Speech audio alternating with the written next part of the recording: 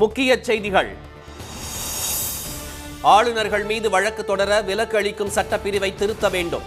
நாடாளுமன்றத்தில் தனிநபர் மசோதா கொண்டு வந்தார் திமுக எம்பி. மத்திய பட்ஜெட்டில் கர்நாடகாவுக்கு அநீதி இழைக்கப்பட்டுள்ளதாக கண்டனம். 7ஆம் தேதி டெல்லியில் போராட்டம் நடத்தப் போவதாக சித்தராமையா அறிவிப்பு. மேட்டூர் அணையிலிருந்து இன்று தண்ணீர் திறந்துவிட ஸ்டாலின் உத்தரவு. டெல்டா மாவட்டங்களில் சம்பா பயிர்களை காக்க நடவடிக்கை. ஆம் ஆத்மி எம்எல்ஏக்களை பாஜக விலை பேசியதாக கெஜ்ரிவால் குற்றச்சாட்டு. ஆதாரம் கேட்டு அவரது வீட்டுக்கு டெல்லி போலீசார் சென்றதால் பரபரப்பு. மாலத்தீவில் உள்ள இந்திய படைகள் மே 10க்குள் திருப்பி அனுப்பப்படும். இரு நாடுகளுக்கும் இடையேயான பேச்சுவார்த்தையில் சுமூக உடன்பாடு.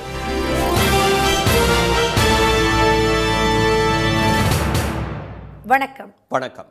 தனிப்பட்ட முறையில் செய்த குற்றங்களுக்காக மாநில ஆளுநர்கள் மீது வழக்கு தொடர விலக்கு அளிக்கும் அரசியல் சாசன பிரிவு 361 திருத்தம் செய்ய கோரி திமுக எம்பி திரு வில்சன் மாநிலங்களவையில் தனிநபர் மசோதா கொண்டு வந்துள்ளார். இது தொடர்பாக அவர் கொண்டு வந்த மசோதா குடியரசுத் தலைவர் மற்றும் ஆளுநர்களுக்கு சிவில் மற்றும் கிரிமினல் வழக்குகளில் இருந்து அரசியல் சாசன பிரிவு 361 விலக்களிப்பதாக குறிப்பிட்டுள்ளார். நாடாளுமன்ற இரு அவைகள் மாநில சட்டப்பேரவையின் தேர்ந்தெடுக்கப்பட்ட பிரதிநிதிகள் அடங்கிய வாக்காளர் குழுவால் தேர்ந்தெடுக்கப்படும் குடியரசுத் தலைவரை வெறும் நியமன உறுப்பினராக உள்ள ஆளுநருடன் ஒப்பிடுவது தவறு என்று திரு வில்சன் தெரிவித்துள்ளார். ஆளுநராக நியமிக்கப்படுவதற்காக ஒருவருக்கு மிக அடிப்படையிலான தகுதிகளை மட்டுமே அரசியலமைப்பு பிரிவு 157 பரிந்துரைப்பதாகவும், எனவே விதிவிலக்கு விஷயத்தில் குடியரசுத் தலைவரையும் ஆளுநரையும் ஒன்றாக பாவிப்பது ஏற்புடையது அல்ல என்றும் அவர் சுட்டிக்காட்டியுள்ளார். மேலும் ஆளுநர் என்பவர் மாநில அமைச்சரவையின் உதவி மற்றும் ஆலோசனைக்கு கட்டுப்பட்டவர் என்று தெரிவித்துள்ள திரு வில்சன், குற்ற வழக்குகளில் முதலமைச்சர் கூட முழு விலக்கு பெற்றவர் அல்ல எனும்போது குடியரசுத் தலைவரின் ஒப்புதல் பெற்று ஆளுநர் மீது கிரிமினல் குற்றங்களுக்காக வழக்கு தொடர ஒரு ஏற்பாடு செய்ய வேண்டும் என்று வலியுறுத்தியுள்ளார். உரிமையியல் நடவடிக்கைகளில் இருந்து மாநிலத்தின் முதலமைச்சர் விலக்களிப்பு எதையும் பெறாத நிலையில் தேர்ந்தெடுக்கப்படாத ஒரு நபருக்கு முழு விதிவிலக்கு என்பது நமது அரசியலமைப்பு அறநெறி மற்றும் அடிப்படை கட்டமைப்புக்கு எதிரானது என்று அவர் தெரிவித்துள்ளார். காலனி ஆதிக்கத்தின் எச்சமாகவே இது கருதப்படும் என்று தெரிவித்துள்ள திரு வில்சன், எனவே ஆளுநருக்கு விலக்கு அளிக்கும் 361 பிரிவில் திருத்தம் செய்ய கோரி தனி தீர்மானத்தை முன்மொழிந்தார். The object of introduction of the bill is that some governors misuse their constitutional immunity and their office to provoke breach of peace, create unrest and disrupt communal harmony, incite violence, indulge in corruption because of the absolute immunity the Constitution has given to them under Article 361. Hence, I rise to seek leave to introduce a bill to amend Article 361 of the Constitution of India to strip off all kinds of immunity enjoyed by the governor from all civil and criminal proceedings except to the extent of discharge of his constitutional functions. சில ஆளுநர்கள் மீது ஊழல் புகார், பாலியல் குற்றங்கள், வன்முறையை தூண்டுதல் போன்ற குற்றச்சாட்டுகள் சுமத்தப்பட்டுள்ளதாக திரு வில்சன் தெரிவித்துள்ளார். இதனிடையே சாதிவாரி கணக்கெடுப்புக்கு ஏற்ப சமூக மற்றும் கல்வி ரீதியான பின்தங்கிய வகுப்பினருக்கான இடஒதுக்கீட்டை 27% அதிகரிக்க அரசியலமைப்பின் 15 மற்றும் 16வது பிரிவுகளில் திருத்தம் செய்ய கோரி மற்றொரு தனிநபர் மசோதாவையும் அவர் கொண்டு வந்துள்ளார். மத்திய பட்ஜெட்டில் கர்நாடக மாநிலத்திற்கு அநீதி இழைக்கப்பட்டுள்ளதாகவும் அதனை கண்டித்து வரும் 7ஆம் தேதி டெல்லியில் போராட்டம் நடத்தப்போவதாகவும் அம்மாநில முதலமைச்சர் திரு சித்தராமையா அறிவித்துள்ளார். விஜயநகராவில் நேற்று செய்தியாளர்களிடம் பேசிய அவர், கர்நாடகத்தில் ஏற்பட்டுள்ள வறட்சிக்கு நிவாரணமாக ஒரு பைசாவை கூட மத்திய அரசு வழங்கவில்லை என்று தெரிவித்தார். வறட்சி பற்றியோ வேலையில்லா திண்டாட்டம் பற்றியோ பாஜக பேசுவதில்லை என்று விமர்சித்த திரு சித்தராமையா, மத்திய பட்ஜெட்டில் கர்நாடகாவுக்கு நிதியமைச்சர் திருமதி நிர்மலா சீதாராமன் அநீதி இழைத்துள்ளதாக குற்றம் சாட்டினார். இதனை கண்டித்து வரும் 7ஆம் தேதி டெல்லியில் போராட்டம் நடத்தப்போவதாக அவர் அறிவித்தார். கர்நாடகாவுக்கு இழைக்கப்படும் அநீதியை கண்ட ஆத்திரத்திலேயே காங்கிரஸ் உறுப்பினர் திரு டி.கே. சுரேஷ்குமார் பேசியுள்ளதாகவும், தனி நாடு குறித்த அவரது கருத்தை தவறாக புரிந்து கொள்ள வேண்டாம் என்றும் திரு சித்தராமையா கேட்டுக்கொண்டார். திரு சுரேஷ்குமார் கருத்தில் எந்த உள்நோக்கமும் இல்லை என்றும், இந்தியா ஒரே நாடாக ஒற்றுமையாக இருக்க வேண்டும் என்றும் அவர் வலியுறுத்தினார். கர்நாடகாவில் ஆபரேஷன் தாமரை வாயிலாகவே பாஜக ஆட்சியை தட்டி பறித்ததாக குற்றம் சாட்டிய திரு சித்தராமையா, அந்த கட்சிக்கு அதை தவிர வேறு எதுவும் தெரியாது என்றும் சாடினார். பட்ஜெட்டில் வட மாநிலங்களுக்கு அதிக நிதி ஒதுக்கிவிட்டு தென் மாநிலங்களை தொடர்ந்து புறக்கணித்தால் புதிய நாடு உருவாவதை தடுக்க முடியாது என திரு சுரேஷ்குமார் பேசியிருந்தது சர்ச்சையை ஏற்படுத்தியிருந்தது குறிப்பிடத்தக்கது. டெல்டா மாவட்டங்களின் சம்பா சாகுபடிக்காக மேட்டூர் அணையிலிருந்து இன்று தண்ணீர் திறக்க முதலமைச்சர் திரு மு க ஸ்டாலின் உத்தரவிட்டுள்ளார். வடகிழக்கு பருவமழை குறைவாக பெய்த காரணத்தாலும் காவிரி நதிநீர் பற்றாக்குறையாலும் டெல்டா மாவட்டங்களில் பயிரிடப்பட்ட சம்பா பயிர்கள் கடுமையாக பாதிக்கப்பட்டுள்ளன. இதனால் மேட்டூர் அணையிலிருந்து நீர் திறந்துவிட விவசாயிகள் தொடர்ந்து கோரிக்கை விடுத்தனர். இதனை ஏற்று பாதிக்கப்பட்ட மாவட்டங்களின் சம்பா பயிரின் நிலையை அறிந்திட தஞ்சாவூர், திருவாரூர் மற்றும் நாகை மாவட்டங்களில் கிராம அளவில் 30 குழுக்கள் அமைக்கப்பட்டன. இந்த குழுக்கள் 296 கிராமங்களில் கள ஆய்வு மேற்கொண்டது. இந்த குழுக்களின் அறிக்கையின் அடிப்படையில் திருவாரூர் மாவட்டத்தில் 4715 ஏக்கரும், நாகை மாவட்டத்தில் 18,059 ஏக்கர் என மொத்தம் 22,774 ஏக்கர் சம்பா நெற்பயிர்கள் நீர் பற்றாக்குறையால் பாதிக்கப்படும் என அறியப்பட்டுள்ளது. இதையடுத்து விவசாயிகளின் நலன் கருதி நெற்பயிரை காக்க மேட்டூர் அணையிலிருந்து 2 TMC தண்ணீரை இன்று முதல் திறந்துவிட முதலமைச்சர் மு க ஸ்டாலின் நேற்று உத்தரவிட்டுள்ளார். பாசன நீரை விவசாயிகள் சிக்கனமாக பயன்படுத்தி சம்பா நெற்பயிரை பாதுகாத்து பயன்பெறுமாறு அவர் கேட்டுக்கொண்டுள்ளார். ஆட்சியை கவிழ்க்க ஆம் ஆத்மி எம்எல்ஏக்களை பாஜக விலை பேசுவதாக திரு கெஜ்ரிவால் குற்றம் சாட்டிய நிலையில் ஆதாரம் கேட்டு அவரது வீட்டிற்கு நேற்றிரவு போலீசார் சென்றதால் பரபரப்பு ஏற்பட்டது.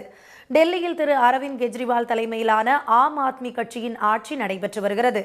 ஆட்சியை கவிழ்க்க பல்வேறு முயற்சிகளை மேற்கொண்டு வரும் பாஜக தனது கட்சி எம்எல்ஏக்களை விலை பேசுவதாக திரு கெஜ்ரிவால் குற்றம் சாட்டியிருந்தார்.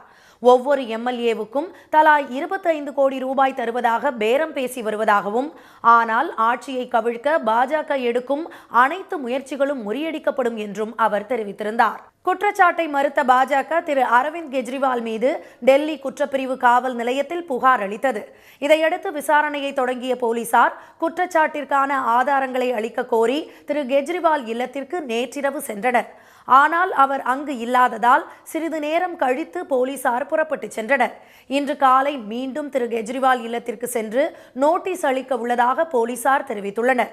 ஏற்கனவே மதுபான கொள்கை வழக்கில் அமலாக்கத்துறை அனுப்பிய சம்மன்களுக்கு திரு கெஜ்ரிவால் ஆஜராகாமல் தவிர்த்து வரும் நிலையில் பாஜக மீது லஞ்ச புகார் சுமத்திய குற்றச்சாட்டுக்கு ஆதாரம் கேட்டு டெல்லி போலீசார் இரவு நேரத்தில் விசாரணைக்கு சென்றது பரபரப்பை ஏற்படுத்தியுள்ளது. மாலத்தீவில் உள்ள இந்திய படைகள் அனைத்தும் மே 10ஆம் தேதிக்குள் திருப்பி அனுப்பப்படும் என அந்நாட்டு வெளியுறவுத்துறை தெரிவித்துள்ளது. மாலத்தீவில் கடந்த ஆண்டு நடைபெற்ற அதிபர் தேர்தலில் போட்டியிட்ட மக்கள் தேசிய காங்கிரஸ் தலைவர் முகமது மொய்சு இந்திய ராணுவம் வெளியேற்றப்படும் என்று வாக்குறுதி அளித்திருந்தார். தேர்தலில் வெற்றி பெற்றவர் தொடர்ந்து இந்தியாவுக்கு எதிராகவும் சீனாவுக்கு ஆதரவாகவும் செயல்பட்டு வருவதாக கூறப்படுகிறது. மேலும் அவரது அமைச்சரவையில் உள்ளவர்களும் மத்திய அரசையும் பிரதமர் திரு மோடியையும் கடுமையாக விமர்சனம் செய்து வருகின்றனர். அண்மையில் பிரதமரின் லட்சத்தீவு அனுபவங்களை மாலத்தீவு அமைச்சர்கள் மரியம் ஷியூனா, மன்ஷா ஷெரீப் மற்றும் அப்துல்லா மக்சூம் மசீத் ஆகியோர் சமூக வலைதளங்களில் விமர்சனம் செய்தனர். இதற்கு மத்திய அரசு கடும் கண்டனம் தெரிவித்ததை அடுத்து அவர்கள் மீது நடவடிக்கை எடுக்கப்பட்டதாக கூறப்பட்டது. இந்த விவகாரத்தில் இரு நாடுகளுக்கும் இடையிலான உறவில் விரிசல் ஏற்பட்ட நிலையில் மாலத்தீவை விட்டு இந்திய ராணுவம் வெளியேற வேண்டும் என்று அந்நாட்டு அதிபர் முகமது மொய்சு உத்தரவிட்டுள்ளார். இது தொடர்பாக டெல்லியில் இருநாட்டு தூதரக அதிகாரிகள் இடையிலான 2ஆம் கட்ட பேச்சுவார்த்தை நேற்று நடைபெற்றது. இந்த பேச்சுவார்த்தை சுமூகமாக நடைபெற்றதாக கூறிய இந்திய வெளியுறவுத்துறை அமைச்சரகம் படைகளை திரும்பப் பெறுவது குறித்து எதுவும் குறிப்பிடவில்லை. ஆனால் மாலத்தீவின் வெளியுறவுத்துறை விடுத்துள்ள அறிக்கையில் மாலத்தீவின் 3 விமான தளங்களில் உள்ள இந்திய படைகளில் ஒரு தளத்தில் உள்ள படைகள் அடுத்த மாதம் 10ஆம் தேதி இந்தியா திரும்பப் பெறும் என்றும் மே 10ஆம் தேதிக்குள் அடுத்த 2 விமான தளங்களிலும் உள்ள இந்திய வீரர்கள் விலக்கிக் கொள்ளப்படுவார்கள் என்றும் தெரிவிக்கப்பட்டுள்ளது. மாலத்தீவின் நடவடிக்கைக்கு அந்நாட்டின் முன்னாள் அதிபர்களான முகமது நஷீத், அப்துல்லா யாமீன் உள்ளிட்டோர் கடுமையாக எதிர்ப்பு தெரிவித்துள்ளனர். இந்திய பெருங்கடல் பிராந்தியத்தில் உள்ள கடல்சார் நாடுகளில் இந்தியாவின் முக்கியமான அண்டை நாடாக மாலத்தீவு இருந்ததால் முந்தைய அரசால் இரு நாடுகளுக்கு இடையில் பாதுகாப்பு மற்றும் பாதுகாப்பு துறை சார்ந்து பல்வேறு ஒத்துழைப்பு நடவடிக்கைகள் முன்னெடுக்கப்பட்டது குறிப்பிடத்தக்கது. அனுமதியின்றி கூட்டத்தை கூட்டியதாக அமைச்சர் திரு KN நேரு மீது தொடரப்பட்ட வழக்கை உயர்நீதிமன்றம் ரத்து செய்தது. 2016ஆம் ஆண்டு அதிமுக ஆட்சியின் போது திருச்சி பேருந்து நிலையம் அருகே அனுமதியின்றி ஒன்று கூடி பெரியார், அம்பேத்கர் சிலைகளுக்கு மாலை அணிவித்தது தொடர்பாக கண்டோன்மெண்ட் போலீசார் வழக்கு பதிவு செய்தனர். இது தொடர்பாக திரு நேரு மற்றும் முன்னாள் மேயர் திரு அன்பழகன் உள்ளிட்டோர் மீது வழக்கு பதிவு செய்யப்பட்டது. திருச்சி நீதிமன்றத்தில் உள்ள இந்த வழக்கை ரத்து செய்ய கோரி அமைச்சர் திரு நேரு சென்னை உயர்நீதிமன்றத்தில் மனு தாக்கல் செய்தார். இந்த வழக்கை விசாரித்த நீதிபதி திரு ஆனந்த் வெங்கடேஷ் திருச்சி நீதிமன்றத்தில் பதிவு செய்யப்பட்டுள்ள திரு நேரு மற்றும் திரு அன்பழகன் மீதான வழக்கை ரத்து செய்து உத்தரவிட்டார். பொறியியல், மருத்துவம் மட்டுமல்லாது மற்ற துறை கல்லூரிகளில் சேரும் விதமாக மாணவர்களை ஆசிரியர்கள் உருவாக்க வேண்டும் என்று பள்ளிக் கல்வித்துறை அமைச்சர் அன்பில் திரு மகேஷ் பொய்யாமொழி அறிவுறுத்தியுள்ளார். தாம்பரம் அடுத்த மாடம்பாக்கம் சியோன் மெட்ரிகுலேஷன் மேல்நிலைப் பள்ளியின் 25ஆம் ஆண்டு வெள்ளி விழா நிகழ்ச்சி நேற்று நடைபெற்றது. இதில் கலந்து கொண்டு பேசிய அன்பில் திரு மகேஷ், கல்வி கண் திறப்பது என்ன என பலருக்கு சந்தேகம் இருக்கலாம். மூட நம்பிக்கையை அகற்றி அறியாமையை போக்குவதுதான் கல்வி கண் திறப்பது என்று கூறினார். இன்றைக்கு நாங்கள் விதைக்கிறோம். விதைக்கக்கூடிய விதை இன்னும் 2 வருஷத்துல பலன் தரலாம், 3 வருஷத்துல பலன் தரலாம், 5 வருஷம். ஆனால் இன்றைக்கான அந்த தொலைநோக்கு பார்வையை கொண்டு வந்தவர் யார் என்று சொன்னால் அது நாங்கள் தான், எங்களுடைய திராவிட மாடல் ஆட்சி தான் என்பதை நாங்கள் பெருமையோடு எடுத்து சொல்வோம். திராவிட மாடல் அரசு பொறுப்பேற்று 31 மாதங்களில் மாணவர்களுக்கு 57 திட்டங்களை செயல்படுத்தியுள்ளதாக கூறிய திரு மகேஷ் பொய்யாமொழி, அதன் பலன் 2 ஆண்டுகளுக்கு பிறகு தொடர்ச்சியாக கிடைக்கும் என்று தெரிவித்தார். நாடாளுமன்ற தேர்தலில் மின்னணு வாக்குப்பதிவு இயந்திரத்துடன் 100% ஒப்புகை சீட்டு பெறக்கூடிய வசதியை உருவாக்க வேண்டும் என்று விடுதலை சிறுத்தைகள் கட்சியின் தலைவர் திரு தொல் திருமாவளவன் வலியுறுத்தியுள்ளார். சென்னை அசோக் நகரில் உள்ள அந்த கட்சியின் தலைமை அலுவலகத்தில் நேற்று செய்தியாளர்களிடம் பேசிய அவர், எதிர்க்கட்சிகளை தொடர்ந்து அச்சுறுத்துகின்ற வேளையில் மத்திய பாஜக அரசு ஈடுபட்டு வருவதாக குற்றம் சாட்டினார். வரும் நாடாளுமன்ற தேர்தலில் மின்னணு வாக்குப்பதிவு இயந்திரத்துடன் 100% ஒப்புகை சீட்டை பெறக்கூடிய வசதியை செய்து தர தேர்தல் ஆணையம் நடவடிக்கை எடுக்க வேண்டும் என்று திரு திருமாவளவன் கேட்டுக்கொண்டார். பொது தேர்தலில் மின்னணு வாக்குப்பதிவு எந்திரம் EVM பயன்படுத்தப்பட உள்ள நிலையில் 100 விழுக்காடு ஒப்புகை சீட்டு பெறக்கூடிய வசதியுடன் நடத்த வேண்டும். அந்த ஒப்புகை சீட்டுகளையும் ஒரு வாக்குப்பெட்டியிலே போட்டு அதனை எண்ணி ஒப்பீடு செய்து வெற்றியை தோல்வியை அறிவிக்க வேண்டும். ஜார்க்கண்ட் முன்னாள் முதலமைச்சர் திரு ஹேமந்த் சோரன் கைது செய்யப்பட்டது அரசியல் பழிவாங்கும் நடவடிக்கை என்று திரு திருமாவளவன் குற்றம் சாட்டினார். இதற்கிடையே சென்னை வள்ளுவர் கோட்டத்தில் ஆர்ப்பாட்டத்தில் ஈடுபட்ட விடுதலை சிறுத்தைகள் கட்சியினர் உயர்கல்வி நிறுவனங்களில் இடஒதுக்கீட்டை ஒழிக்க மத்திய அரசு முயற்சிப்பதாக புகார் தெரிவித்தனர். இதில் பேசிய திரு திருமாவளவன், சமூக நீதியை ஒழிப்பதுதான் RSSஇன் முக்கிய நோக்கம் என்று விமர்சனம் செய்துள்ளார்.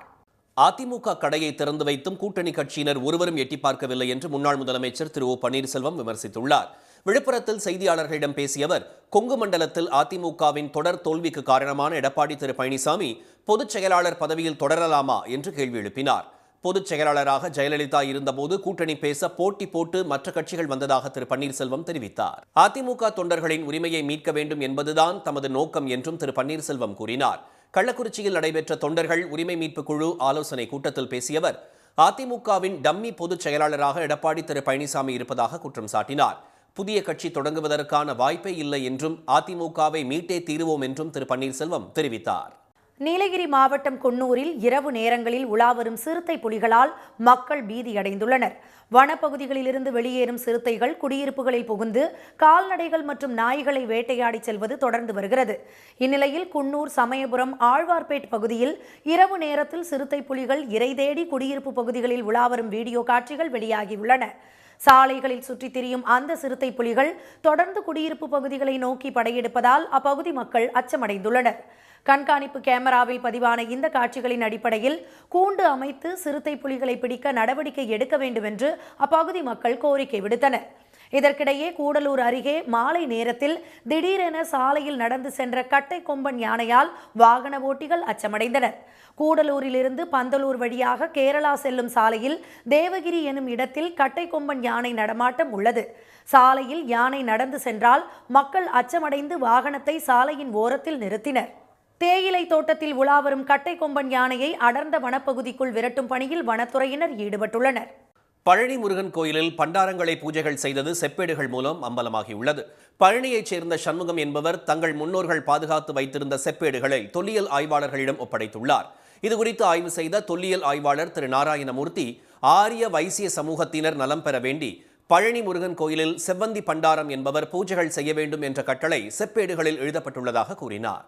குமரி வரை இருக்கக்கூடிய 56 தேசங்களில் வாழக்கூடிய அந்த ஆயிர வைசியர்களுடைய குடி நல்ல அவங்க கதிமோட்சம் பெற வேண்டி பழனியில் வசிக்கக்கூடிய செவ்வந்தி பண்டாரம் அப்படிங்கிறவருக்கு வந்து தினமும் பழனிமலை முருகனுக்கு வெல்வார்ச்சனை, திருமஞ்சனம், தினசரி விழா பூஜை இதெல்லாம் பண்ணுறதுக்காக வேண்டி இதை வந்து எழுதி கொடுத்துருக்குறாங்க. தைப்பூச நாளில் மலை அடிவாரத்தில் உள்ள பெரிய நாயகி அம்மன் கோயில் முன்பாக செப்பேடு எழுதப்பட்டுள்ளதாக திரு நாராயணமூர்த்தி தெரிவித்தார். பழனி கோயிலில் பண்டாரங்கள் பூஜை செய்யும் முறை அகற்றப்பட்டு அர்ச்சகர்கள் பூஜை செய்து வருவதாகவும் அவர் கூறினார். நாயக்க மன்னர்கள் ஆட்சி காலத்தில் பழனி கோயிலுக்கு அர்ச்சகர்கள் நியமிக்கப்பட்டதாகவும் பின்னர் பண்டாரங்கள் கருவறைக்குள் செல்வது குறைக்கப்பட்டதாகவும் பண்டாரங்கள் திருமஞ்சன தண்ணீர் எடுத்து வருவது, பூஜை பொருட்கள் எடுத்துக் கொடுப்பது போன்ற பணிகளுக்கு மட்டுமே அவர்கள் பயன்படுத்தப்படுவதாகவும் திரு நாராயணமூர்த்தி தெரிவித்துள்ளார். இங்கிலாந்து அணிக்கு எதிரான இரண்டாவது டெஸ்டின் முதல் நாள் முடிவில் இந்தியா 6 விக்கெட்டுகள் இழப்பிற்கு 336 ரன்கள் குவித்துள்ளது. இந்தியாவில் சுற்றுப்பயணம் மேற்கொண்டுள்ள அந்த அணி 5 போட்டிகள் கொண்ட டெஸ்ட் தொடரில் விளையாடி வருகிறது. இதில் இரு அணிகளுக்கும் இடையிலான முதல் டெஸ்ட் போட்டியில் இங்கிலாந்து அணி வெற்றி பெற்று 1-0 என்ற புள்ளி கணக்கில் முன்னிலையில் உள்ளது. இதற்கிடையே விசாகப்பட்டினத்தில் நேற்று தொடங்கி இரண்டாவது டெஸ்டில் டாஸ் வென்ற இந்திய அணி பேட்டிங்கை தேர்வு செய்தது. தொடக்க வீரர்களாக களம் கண்ட சுப்மன் கில், ரோஹித் சர்மா ஜோடி ரன் எடுக்க தடுமாறியது. ரோஹித் சர்மா 14 ரன்களும் சுப்மன் கில் 14 ரன்களும் எடுத்து ஆட்டமிழந்தனர். பின்னர் விளையாடிய ஜெய்ஸ்வால் அதிரடி ஆட்டம் காட்டி 179 ரன்கள் குவித்து ஆட்டமிழக்காமல் உள்ளார். மறுமுனையில் அஸ்வின் களத்தில் இருக்கிறார். ஆட்ட நேர முடிவில் 6 விக்கெட்டுகளை இழந்து இந்திய அணி 336 ரன்கள் குவித்துள்ளது. இங்கிலாந்து அணியில் ஷோயப் பஷீர், ரெஹான் அகமது ஆகியோர் தலா 2 விக்கெட்டுகள் வீழ்த்தியுள்ளனர். தமிழகத்தில் அடுத்த 4 நாட்களுக்கு வறண்ட வானிலையே நிலவும் என்று சென்னை வானிலை ஆய்வு மையம் தெரிவித்துள்ளது. மாநிலம் முழுவதும் அதிகாலை நேரங்களில் லேசான பனிமூட்டம் நிலவி வருகிறது. இதற்கிடையே தென்னிந்திய பகுதிகளின் மேல் நிலவும் வளிமண்டல கீழடுக்கு சுழற்சி காரணமாக தமிழகம், புதுச்சேரி, காரைக்கால் பகுதிகளில் ஒரு சில இடங்களில் இன்று லேசான மழை பெய்யக்கூடும் என்று சென்னை வானிலை ஆய்வு மையம் அறிவித்துள்ளது. மேலும் நாளை முதல் வரும் 8ஆம் தேதி வரை தமிழகத்தில் வறண்ட வானிலையே நிலவும் என்றும் ஆய்வு மையம் தெரிவித்துள்ளது. மீண்டும் முக்கிய செய்திகள்.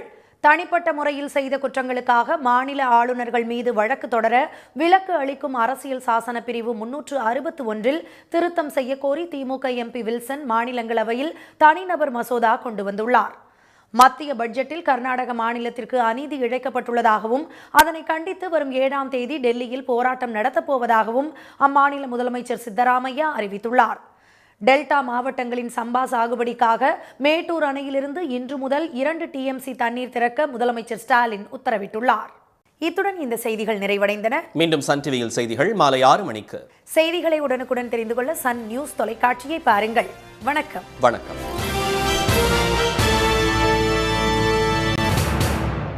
உடனுக்குடன் செய்திகளை தெரிந்து கொள்ள சன் நியூஸ் பெல் ஐகானை கிளிக் பண்ணுங்க.